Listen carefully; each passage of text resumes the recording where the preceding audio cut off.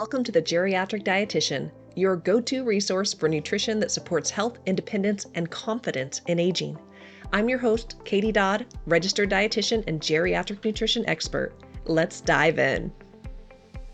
Hello and welcome to the fourth episode of the Geriatric Dietitian Podcast, Vitamin D for Seniors, Why It Matters.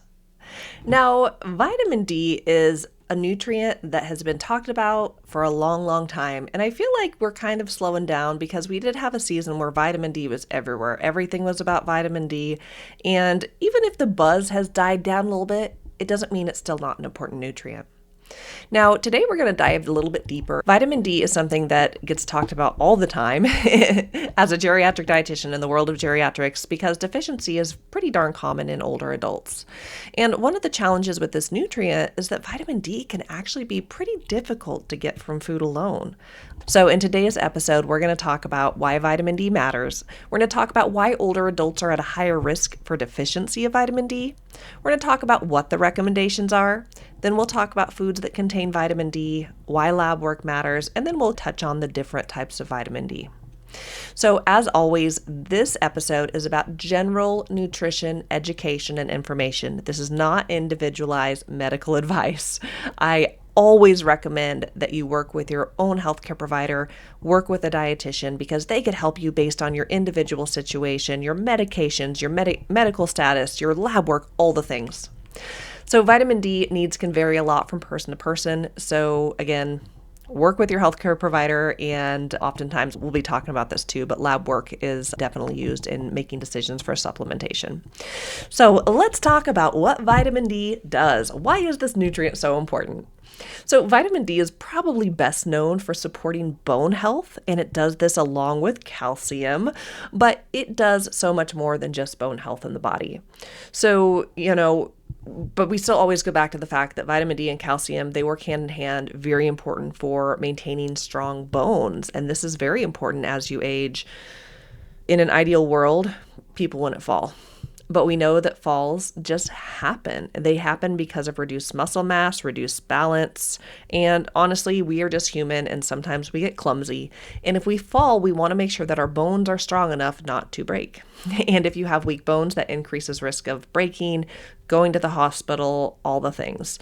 So vitamin D is very important for strong bones.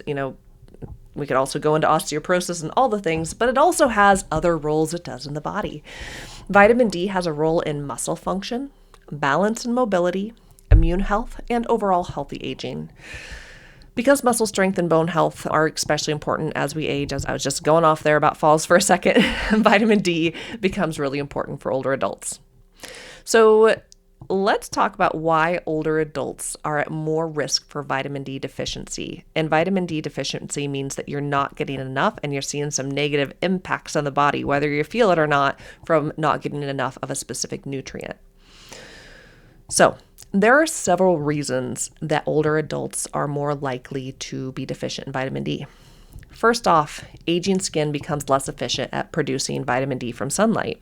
Vitamin D is the wonderful sunshine vitamin, where if you get exposed to vitamin D, your skin will synthesize vitamin D in the body. And we just know with aging, the skin is less efficient at producing vitamin D. Also, older adults tend to, and again, I'm not trying to make generalizations, so you know your situation, but oftentimes an aging adult spends more time inside, especially if we're talking older age, someone in a nursing home, someone maybe in the hospital, right? So if you're not outside a lot, you're not exposed to the sun a lot, then it makes sense you're not going to be able to get enough sunshine. Also, the further north you live from the equator, the less sunlight that you get. And another reason is that we know that as we get older, you might be more likely to wear a hat, wear, long sleeves, all these things that are so great to protect your skin from the sun, but that can reduce vitamin D production from sunlight exposure. And finally, vitamin D is naturally found in very few foods. I'll kind of list a few, and it can make it really hard to make it meet your needs through diet alone. So these factors all combined together is what makes older adults have a higher risk of deficiency for vitamin D. So what are the vitamin D recommendations for older adults? Now, the recommended dietary allowance, RDA, these are just guidelines that come out from the government, and this is based on a lot of science, how much of a specific nutrient you should have they break it down based on age, based on gender, for each specific nutrient. And we know that for vitamin D, the needs increase with age. So for vitamin D, the recommended dietary allowance is the same for those ages 19 to 70. That's pretty broad, right?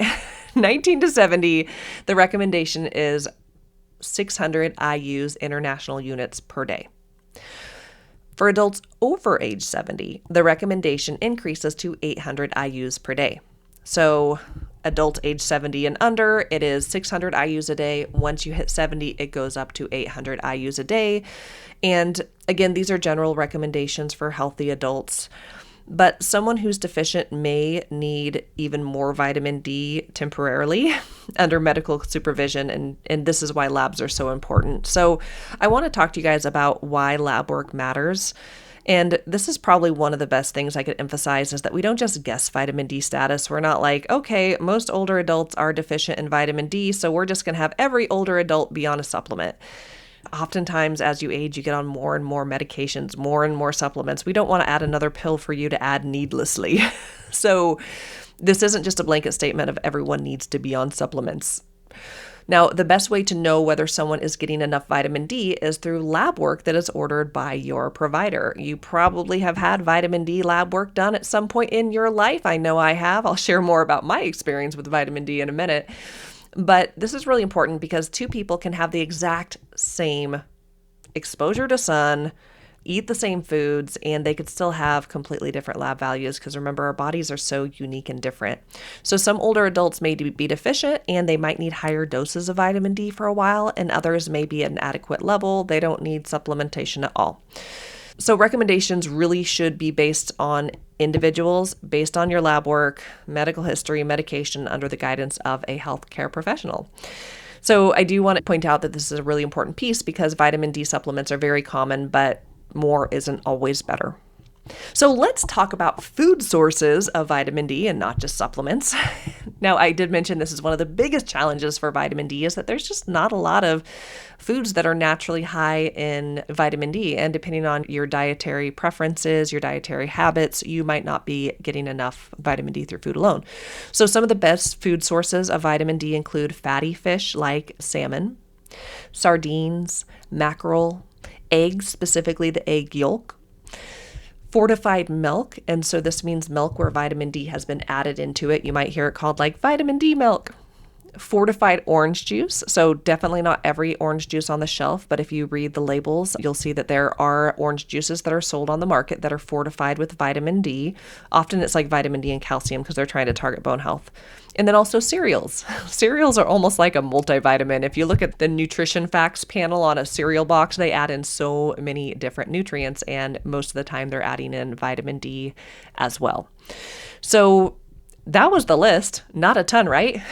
Fish, eggs, fortified milk, fortified orange juice, fortified cereals, and then again, you got to read the labels and make sure they're fortified. Of course, there are other foods that I'm not listing, but those are some of the best and most common sources that we see. So I want to give you guys a real life example to show how it can be really hard to meet your vitamin D needs. So, okay, say you're being very intentional in trying to get enough vitamin D throughout the day. You heard me talk about those foods, so you're like, okay, Katie, I'm going to eat those foods.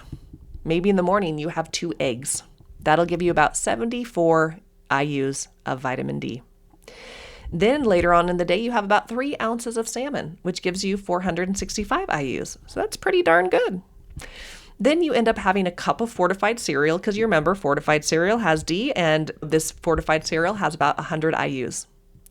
And you have 1 cup of fortified milk. You made sure that it was fortified with vitamin D, and that cup of milk has 100 IUs because you read your label to confirm how much of that nutrient is in there. So this is a lot of intention. You are being specific on hitting those foods on that list: eggs, salmon, fortified milk, fortified cereal. But if we add up the math of all of that stuff throughout the day, that is 692 IUs. And remember what I said the guidelines were. For those who are over age 70, you need 800 IUs a day. So even with being very intentional, you might not get enough vitamin D. And the reason I want to share this is because and again, I'll share my story in a second because sneak peek, I am deficient in vitamin D. It can be really frustrating to be like, I'm trying to do everything right. I'm trying to eat all the right foods, yet I get my lab work done and it shows me as being deficient, and that's super annoying. So I just really want to, if that's ever you, just give yourself some grace. Vitamin D deficiency is pretty darn common. So I do want to mention briefly, and I don't need to get in the weeds on this, but when it comes to vitamin D, you may see based on supplements or if you're reading stuff online, they talk about vitamin D2 and vitamin D3. And this can be a little bit confusing because there are different forms of vitamin D. Now, vitamin D2 is typically plant-based and often used in fortified foods. Vitamin D3 is the form naturally produced in the skin upon exposure to sunlight and is commonly found in animal foods, and is typically what we see in our supplements. Most of the supplements that you see on the market and that you would buy are vitamin D3. Now, both of these can raise vitamin D levels, but vitamin D3 is often considered more effective at raising and maintaining serum or blood value levels of vitamin D. So, those supplement choices should be individualized. D3 is most common, but always talk to your healthcare provider. Now, I wanted to just touch on this really quickly here that I live in Southern Oregon. So I'm further from the equator, but I'm not that far. I'm outside pretty regularly. I do wear sunscreen because I'm mindful of being, safe in the sun. I'm intentional of eating a healthy, nutritious, balanced diet, but I have been deficient in vitamin D for a very long time, most of my adult life, in fact. And as a dietitian, that's pretty frustrating because when I first had my lab work done and it showed my D as being low, I was like, I'm going to eat more foods, get more sunlight. And what I have found is I have to take vitamin D supplements. So I take a vitamin D3 supplement every single day. And I do go through seasons where I feel a little frustrated. I'm like, maybe I'm not deficient and I'll stop taking my supplement. And then if I do that, when I go to the doctor, my D levels are low again. So I have just accepted that I am one of those people who are deficient in vitamin D, and I will have to be on supplementation likely for the duration of my life, because when I get off the supplements and try to do it through food alone, it just does not work. So again, as a dietitian, I am a big advocate of food first, but sometimes food isn't enough, and that is why I'm so grateful for supplements. So let's recap things here. Vitamin D is extremely important for healthy aging. Older adults can be at a higher risk for deficiency. Needs do increase with age. Those RDAs do go up at age 70.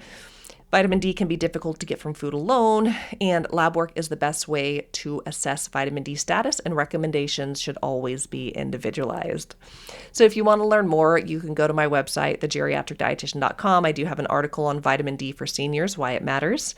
And if you found this episode helpful, be sure to follow the podcast and share it with someone who may benefit from it. So thank you so much for listening. I will see you next week on the podcast. Want simple nutrition tips to support healthy aging? Download my free guide, 10 Essential Nutrition Tips for Healthy Aging, packed with practical ways to stay strong, nourished, and independent as you age. Grab your free copy in the show notes or visit thegeriatricdietitian.com.